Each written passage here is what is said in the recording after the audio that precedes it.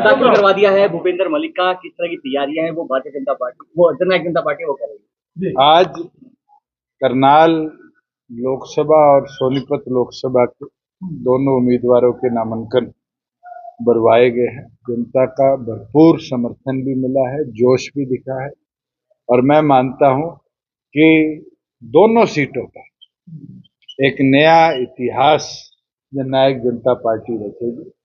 और जिस प्रकार से आज दोनों पार्टियों ने यहाँ पर जो समीकरण बनाने का प्रयास किया, जनता उसको बहुत अच्छी तरह समझ चुकी है और सभी इसी सोच के साथ आगे बढ़ रहे हैं कि भूपेंद्र मलिक को सोनीपत लोकसभा क्षेत्र से अपना सांसद चुना और आने वाले दिनों के अंदर प्रत्येक विधानसभा लेवल पर भी अच्छे रोड शो, जलसे और जनता के समर्थन मुहिम को और गति से आगे बढ़ाने का जननायक जनता पार्टी। बीजेपी कह रही है 400 पार अब की बार 10 दिन हो गए, मेरे को तो भारतीय जनता पार्टी के किसी नेता के मुंह से 400 पार नहीं सुना। ये तो घबराहट है उनके मन के अंदर कि अब 400 पार का नारा छोड़कर मंगलसूत्र की बात करी जाती है, देश तोड़ने की बात करी जाती है। ये विचलित हो रहे हैं और विचलित होना साफ दिखाता है कि कमजोर हुए हैं। दक्षिण से जो हवा चली है, हरियाणा आते आते तो शायद छठे चरण में ये 400 पार की बात 200 पे लाकर छोड़ने का काम नहीं है। सर आपने दीपेंद्र हुड्डा की हार की गारंटी भविष्यवाणी करी है। मैं तो आज कायम हूं और जिस तरीके से हमारा उम्मीदवार, हमारा युवा प्रधान रविंद्र सांगवान काम कर रहा है, आज जनता का समर्थन भी मिल रहा है, छत्तीस बिरादरी उसके साथ जुड़ भी रही है और मजबूती के साथ परिणाम जननायक जनता पार्टी आगामी लोकसभा में आपके कितने मजबूत होंगे? बहुत मजबूत है और मलिक खाप का जो समर्थन मिला है और खास तौर पर चाहे वो सफीदो हो, चाहे वो जुलाना हो, चाहे वो जींद हो, बड़ौदा हो, गुहाना हो या आपके कन्नौर, राई और सोनीपत हो, ऐसा कोई विधानसभा क्षेत्र नहीं है।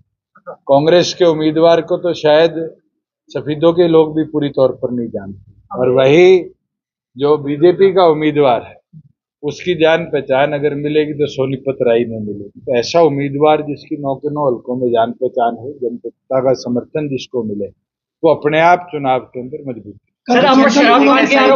शराब कांड के आरोप है वो आप पर लग रहे हैं लगातार भारतीय जनता अगर पार्टी। कोई आपके पास ऐसी चीज है जो फैक्चुअली करेक्ट हो वो पूछा था।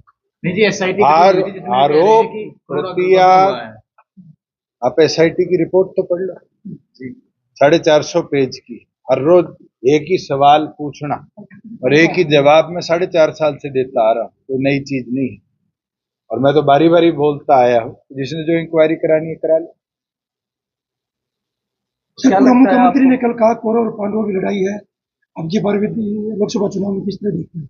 चलो मैं तो ये बोल सकता हूँ, पांडव 5 थे, हम भी 5 है और मजबूती से इस चुनावी मैदान को लड़ेंगे। अब कौरव कौन सा था, बीजेपी वाला था या कांग्रेस वाला था, वो आप जाके पूर्व मुख्यमंत्री से कांग्रेस को बताया। पूर्व मुख्यमंत्री कह रहे कि 10 की 10 लोकसभा सीटें जीत रहे हैं। कह रहे, कहने से कौन सी जीती जाती है, जिताएगी तो जनता है और जनता मत के अधिकार के साथ जिताने का काम करेगी। और आने वाले दिनों में जो 10 की बात कर रहे थे वो तो 75 की भी बात किया करते थे, 40 पे आगे थे पिछले। सोनीपत में ब्रह्मचारी अपनी बार चुनाव लड़ रहे हैं, किस तरह देखते हो?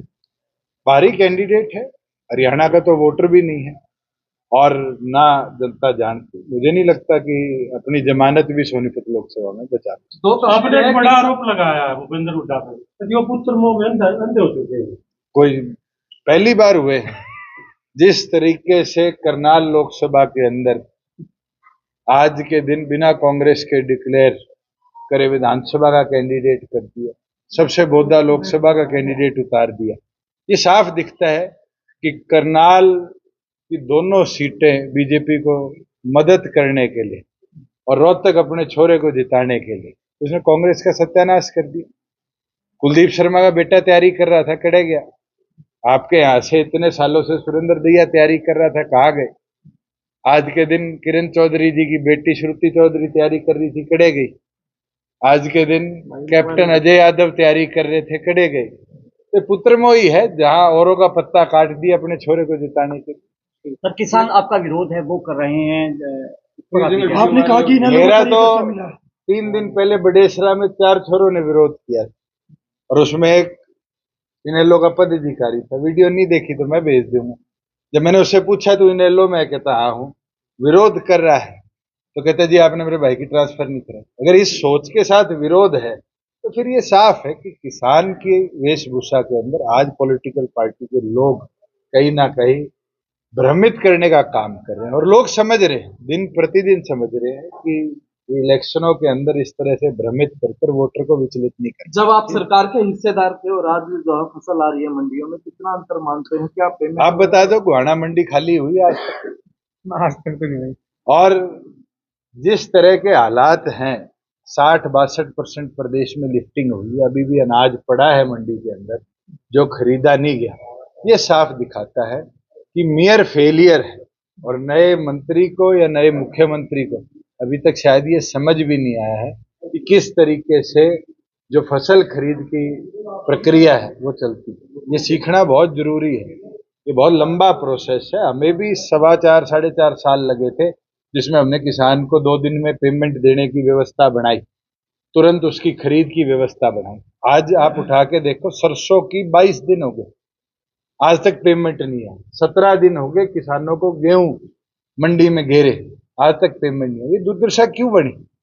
ये इसलिए बनी कि किसान की सोच के लोग अब सरकार में। हरियाणा की जो 10 लोकसभा सीटें क्या उम्मीद है जेजेपी की? मैं ये मानता हूं जहां जहां त्रिकोणीय मुकाबला होगा, जनता वहां जननायक जनता पार्टी को जीते। सर बीजेपी ये आरोप लगा रही है कि जननायक जनता पार्टी ने जो उम्मीदवार उतारे हैं वो कांग्रेस की वोट बैंक को तोड़ने के लिए वो उतारे हैं, इस पर बीजेपी आरोप लगा रही है।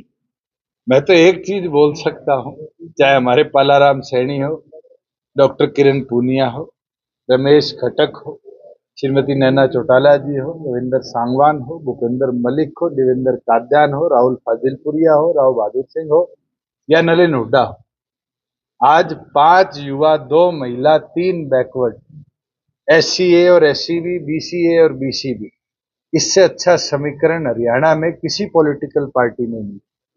और आज 6,50,000 का जो वोट शेयर पिछली लोकसभा में आया था, उससे 3 गुना ज्यादा वोट शेयर के साथ जननायक जनता पार्टी लोकसभा चुनाव में। Thank you.